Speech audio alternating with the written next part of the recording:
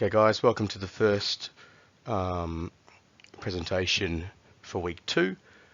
This one is on the failure of the 1911 revolution. We're going to be looking from about 1911 to 1916. So hopefully week 2's outcome, by the end, we're going to have a bit of an understanding of the discontent that the Chinese felt for the really outdated and autocratic Qing regime, autocratic, exactly the same as Russian, and how that inspired the revolutionary ideas of Sun Yat-sen.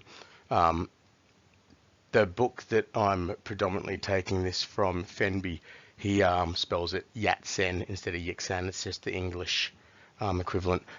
After talking to one of our Chinese teachers, he said that the Yat-sen is even, how it's written on some of the signs at the railway stations and stuff that are named after him. So I think we might actually just go with that. It's probably a bit easier to remember. And also the rebellions that broke out across China in October 1911. We covered this a little bit last week, but we're going to go over it in more detail. We're going to look at how Sun united the rebels and established the Republic of China, and how in an effort to avoid civil war, he essentially just handed that power over to Yuan Shikai, who was obviously the Qing dynasty general. We're also then going to look at how Yuan quickly established essentially a military dictatorship. And this generated essentially widespread disillusionment overall of China, which led to the creation of the Nationalist Party. So that's what we're hopefully going to look at over week 2. Well, not hopefully, that is what we're going to look at. And this first one, we're really just going to look. We're going to cover all of those three there. So we've already looked at the Double 10 movement. Go over it again quickly. On the 9th of October 1911 is when the bomb actually goes off, and it goes off in a Russian concession in a place called Hankoy. Now, a concession is essentially a place that is ruled by Russians. The Chinese don't really have any power there. These were essentially concessions that were given to the foreign powers. The Russian police arrive after the explosion, and they're the ones who discover the membership list. The Chinese police raid a radical meeting place and arrest about 32 people, 3 of which are publicly executed on the 10th of October. So that's where the Double 10 movement comes from. Now, soon after that, a couple of soldiers are pulled over and questioned about weapons they're carrying, and they shoot the officer who's questioning them, and that kind of kicks in the rebellion. There's a battalion in a city called Wuchang, which is part of a 3-city complex called Wuhan. We'd mentioned Wuhan the other day. And in this city of Wuchang is where the battalion mutinies and kills their officers. And this is really what kickstarts the revolution in. The bloke that we're seeing over here is a guy called Li Yuanhong. He didn't really want to be a leader. He's not a revolutionary by any stretch of the imagination, and that's probably why he's pushed into leadership. The gentry, the landed elites, kind of had a bit of a say in it. They didn't want anyone too radical. They didn't want anyone too revolutionary, and so good old Li Yuanhong is the man for the job. Other units join the brigade that has rebelled in Wuchang, and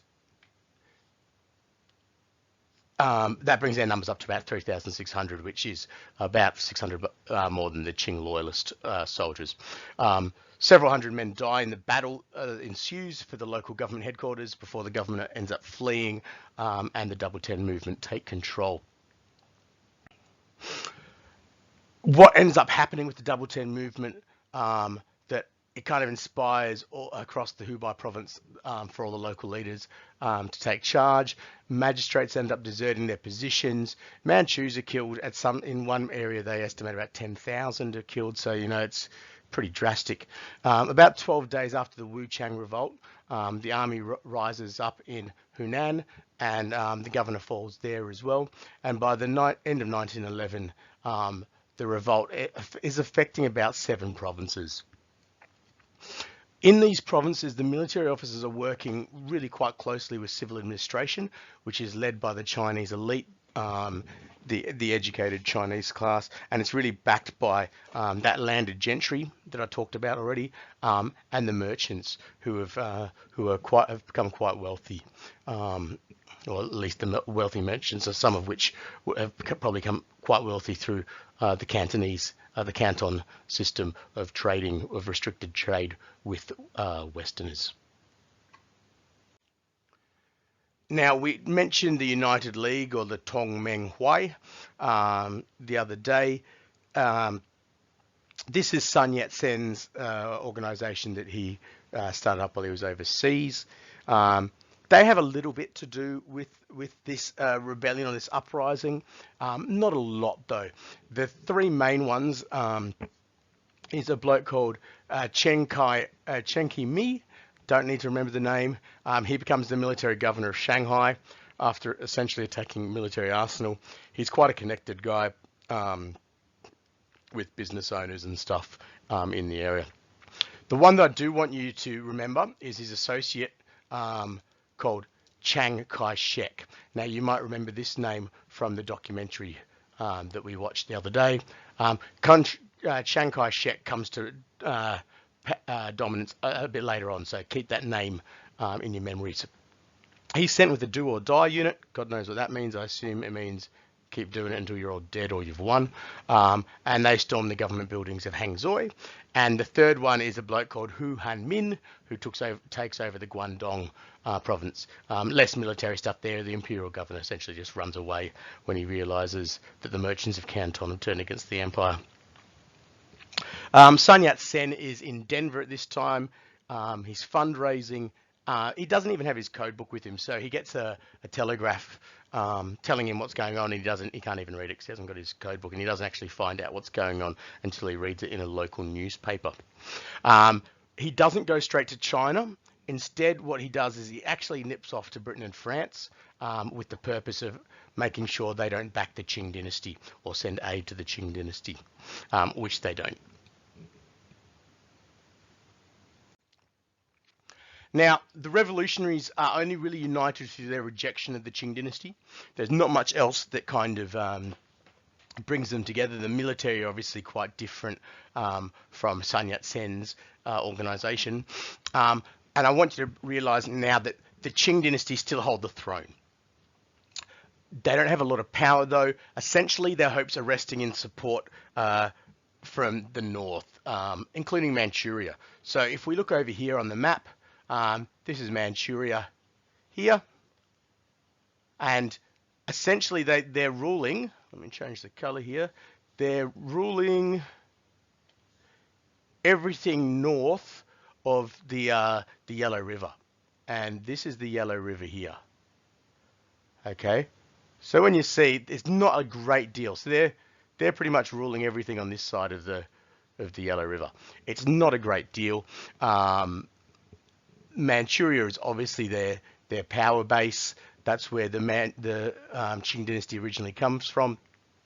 The governor of Manchuria actually is obviously very pro Manchu, and he's organizing imperial forces. He's suppressing radicals, banning newspapers from reporting the revolution, that sort of thing. So there's still a bit of a power base going on in Manchuria here. Like I said, they're only controlling north of the Yellow River, and this isn't really enough to satisfy your claims that you've got a mandate from heaven. So they're aware that they have to kind of push back south of the Yellow River and take back, the majority of China, this area around here. Who do they ask to do that? Well, they call in good old Yuan Shikai, who we're going to see a lot more of soon. Yuan Shikai is obviously, like we said the other day, he's been out of favor a bit because Prince Chun, the Puyi's regent, didn't really like him, and so they kind of got rid of him for a little bit. But he's the only one who can really save them at this stage. He is the one, really the only Chinese general who managed to modernize an army during the failed reforms. The army likes him. He's a very efficient general. He's really the only hope for the Qing dynasty at this stage. Yuan Shikai is 52 years old. You can see a picture of him here. This picture is obviously when he's the president. As you can see down here, here's his signature, and he had his personal seal and the official seal of China, the Republic of China over here. So we're not actually at this stage yet. He's, like I said, he's the only man who could command loyalty from the army and essentially organise an effective campaign. There's a few conditions that he makes the Qing dynasty agree to before he takes control, and that is that he's in total control of all imperial forces as the commander-in-chief, that there's going to be political reforms. In fact, he pretty much pushes for a constitutional monarchy, and there's going to be a place in the ministerial cabinet for him. He also, which kind of shows you his ruthlessness, he solidifies his position by having a rival murdered at this stage. So he's not afraid to have people knocked off. Now the Qing forces move towards Wuhan, and they meet very little military resistance on the way. Yuan Shikai at this whole time is actually in secret negotiations with Li Yuanhong, who is obviously the leader of the Double Ten movement. When they go through Hankow, they essentially burn down the whole city. But it's important to note that he's not stupid. There's foreign concessions in the city, and he stays well clear of these foreign concessions. He doesn't obviously burn those down. So on the 14th of November 1911, Yuan arrives in Beijing, and he's received at court, and he essentially forms his new government. And we're seeing a drastic change in government, because a government that was majority Manchu is all of a sudden made up of 11 people, 10 of which are Han, and there's only one Manchu in the government now. He blames China's predicament, the state of the country, on the weak government that has been in power up until now, and he calls for the constitutional monarchy. The Qing dynasty's position is really, really weakened at this stage, when the revolutionary forces that are up against it, the Double Ten movement and all the other forces that have been inspired by the Double Ten movement, take the old summer capital of Nanjing. Later on, some Feng Shui experts claim that this was it was the whole problem with the Qing dynasty was when they moved away and left the old summer capital of Nanjing. Feng Shui is all about power lines or power conduits or something. And they're saying at the moment they neglected that. It allowed the power to flow through to the revolutionaries or something. Yeah, take that with a grain of salt. Yuan and Li decide that they can work together at this stage, and they come to an agreement for a unified republic. And they sign this agreement on the 20th of December 1911 in a Beijing bookshop. The Provisional Assembly is called into session in Nanjing, and this is where we kind of see Yuan forming his government to kind of replace the Qing dynasty. So on the other side, we've got Sun Yat-sen. He arrives on Christmas in 1911. It's not a fantastic arrival. A gunboat sent out to meet him, but they can't find him in the fog. He rocks up, and they're kind of doing stuff without him. So yeah, it's not fortuitous. And it kind of is a bit of a foreboding of what's to come. On the 29th of December, so about 4 days later, the Nanjing Assembly, representing about 17 provinces, overwhelmingly votes that Sun is to be their president. And in his inauguration, he promises to overthrow the despotic Manchu government, consolidate the Republic of China, and plan for the welfare of the people. So remember the three things that he talked about, his three principles, is democracy, nationalism, and the welfare of the people. Okay, so that's essentially what he's talking about there. Throwing out the despotic Manchu is nationalism, consolidating the Republic of China as the democracy, and planning for the welfare of the people is his third one. He promises also to step down from his role as president at the moment peace has been restored and the Republic is really firmly established. I wanted to have at least one slide in relation to what's going on with women in China. I think it's always kind of important to look at the less spoken members of the society. Women had backed the revolution. They'd done it in a lot of ways. They'd joined some armed actions, so they actually fought. They'd formed medical brigades. They'd raised funds. They'd acted as spies. They smuggled in weapons under wedding dresses and stuff to different provinces. And so they were really expecting some stuff in return. I want to point out, though, this photo is from about 1920, so it's about 9 years after what we're talking about. I was struggling to find any photos online or in any of the books that would be relevant to us. There's an organisation that's formed about this time called the Alliance for Female Participation in Politics, and essentially that's what they're pushing for, is to get women into the parliament.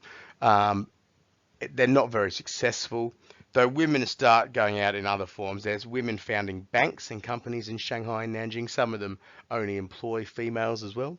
And Sun kind of backs them, but not loudly, not screaming it from the rooftop. He's kind of like whispering in a few people's ears. But despite this, the Constitution still makes absolutely no mention of gender equality. And in fact, in terms of Parliament, a law is passed restricting membership of the legislature to women, to men aged 25 and above. So women really don't get a very good look in at this stage, which probably explains why so many of them were really keen to join the communists a bit later on. So in January 1912, we kind of find ourselves in a weird situation in China. We've got a Republican president in Nanjing, and that's Sun Yat-sen. We have a prime minister in command in Beijing, which is Yuan Shikai. So he's kind of ruling the Qing dynasty part of China. Sun Yat-sen's ruling the rest of it. And we still have an infant emperor on the throne, Puyi, but he has no regent since Prince Chun was forced to step down and resign. Otherwise, Yuan Shikai would not have taken the role. Now, Sun Yat-sen understands that he lacks the military might to destroy the Qing dynasty. He's a realist. He's a bit bizarre with some of the things that he does, which I'll talk about a bit later. But he is a realist. He knows he can't win militarily. So he sends a telegram to Yuan saying that he's ready to hand over the presidency. And on the 16th of January 1912, Yuan Shikai rocks up to the Forbidden City to present a petition to his cabinet, essentially calling for the emperor to abdicate. As we talked about the other day, that was one of the requirements that that Sun had put on giving over the presidency to Yuan. The leading Manchu and Mongol princesses discuss the petition, but they're really undecided. A lot of them are calling for other options. Some of them are calling for Yuan Shikai to be arrested, that sort of stuff. So 9 days later, a leading Manchu is seriously wounded by a bomb in Beijing streets. Very soon after that, there's an assassination attempt made on another imperial general. And all of a sudden, the leadership of the Ming dynasty are very, very scared. And there's actually some suggestion that this is all actually orchestrated by Yuan Shikai himself to kind of get them to act the way he wants them to. So it's a way of raising tension, essentially. And a message to the court also from 42 army commanders that are calling for the abdication. Not a big surprise when you consider that Yuan Shikai is the leader of the army. But he's just kind of letting them know that the army's pretty much all on his side. There's a massive contingent of Han soldiers around the city, around Beijing. They far outnumber the Manchu soldiers as well, so that worries the Manchus a bit. The Dowager Empress Long Yu states, "My own and the boys' lives are in your hands. Go and tell Yuan Shikai that he must save us." On the 12th of February 1912, the abdication of the last emperor is announced. We no longer have an emperor in China after this date. Important date to put down in our in our OneNote for important dates and names. 3 days after the abdication, Sun Yat-sen announces that he's going to resign as president by April 1st and make way for Yuan Shikai. So we kind of had this bloodless shift of power to Yuan Shikai. Sun comes out and makes a pretty funny claim, saying that he's out of his three principles, 2 of them have already been met, and that's why he's happy to kind of stand down, the principle of nationalism and the principle of democracy. And he's saying really the only one is we've got to make people's lives a bit better. That's the only one we get to realise. The reality is he's probably not really right. Like, nationalism is not really easily defined, especially in China where there's so many different they're not really races, but different ethnic groups. Yes, the Manchus aren't in power anymore, but they've kind of been replaced by Han General with really a dubious record, and that stands, as you'll see a bit later, that he's probably not he's probably not the best person for the job. Democracy is also probably a bit of a stretch, considering the 1912 election is being based on the ability to vote in. It's being based on property qualifications, so you have to own land, which, as we remember from the first week, a lot of the peasants are now going to be excluded because with the population boost of remember around the 1850s, or by 1850, a lot of them had to sell their property, and a lot of the property is kind of in the hands of the wealthy Chinese, and women aren't allowed to vote either. I'm not sure if that's because of the property qualifications. I'm assuming the majority of them don't own, or maybe just they're not allowed to vote, full stop. But either way, it's not incredibly democratic. I want to talk about the outcome of the revolution. Sun Yat-sen essentially becomes the director of the construction of all railways in China. There's a funny story where he essentially takes this big map and draws all these straight lines of where the railway is going to go, regardless of what it's actually going through. And apparently when the media were coming on the train, someone hid the map so that no one would actually see how incredibly out of touch Sun actually is, because trains obviously can't go straight up mountains and that sort of stuff. You kind of have to weave the way around them. We had the victors, or the people who partook in the revolution, bettering themselves by taking positions of power and the perks that come along with those. There's a bureau set up called the Bureau of Examining Meritorious, great word, obviously based on merit, meritorious service, which distributes cash to those who had fought for the revolution. I think what's really quite important is the gentry expand its influence, and the urban elite prosper as well. So essentially people with money are doing all right. But at the bottom end, where we have our peasants, they still can't afford salt. That's the term that's used in the book that I was reading, essentially saying they're financially no better off. And in fact, they're actually worse off, because we see rents and taxes rising at this stage as well. In terms of urban growth, the only places that really are growing are the treaty ports, and that's because of their foreign concessions. So it's the places that are only really kind of starting to do well are the places that that are being run by the foreign powers. And we're starting to see massive financial problems begin to plague the New Republic. To kind of fix the financial issues, a $1 million loan is finally agreed upon through a Belgian bank, which ends up just being a Russian front, and pressure from the other European powers causes the deal to fall through. I think they don't want any one of the European powers to kind of get more power in China than the rest of them. Yuan Shikai denies knowledge of the deal and essentially just scapegoats it on his prime minister, but you can assume that he probably does know. And this is the stage where Yuan Shikai starts having a bit of problem with the Senate. They reject the new government that he's trying to appoint, and at this stage we kind of see how democratic China is at the moment. The legislators are subject to poster campaigns denouncing them, calling them evil and wrong and all this sort of stuff, bomb threats, and demonstrations calling for their heads. I think the one that kind of really sums it up, showing that this is really just essentially a military dictatorship, or that's where we're moving to, is that 4 generals warned that if the Senate don't back down, and the quote is, "We shall execute its members."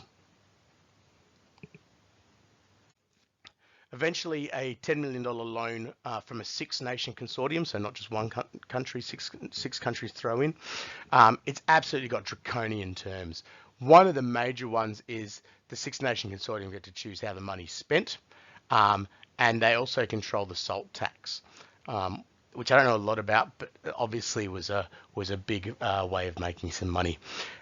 It's obviously such a bad deal that it's signed in the dead of night, and the Chinese officials sneak in the back door of the building to sign it so that no one knows.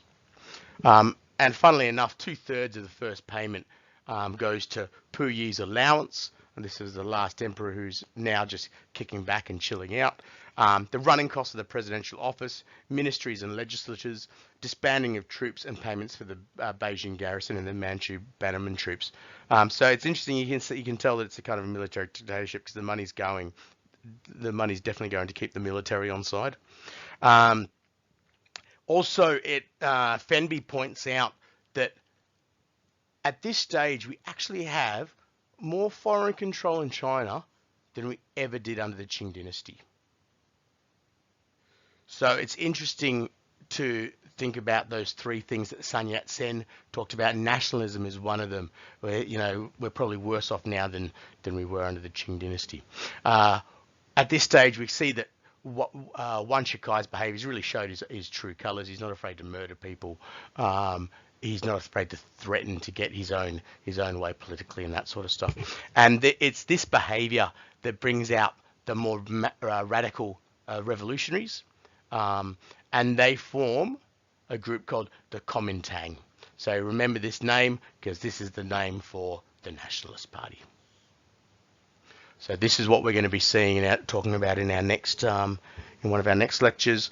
If you remember from the documentary, this is kind of where we are close to the beginning of that. The Nationalist Party is the party that ends up working very closely with the communists to overthrow the government. So that's where we're stopping today, guys. I hope that was helpful. It's online, so you can go back and listen to it as many times as you want.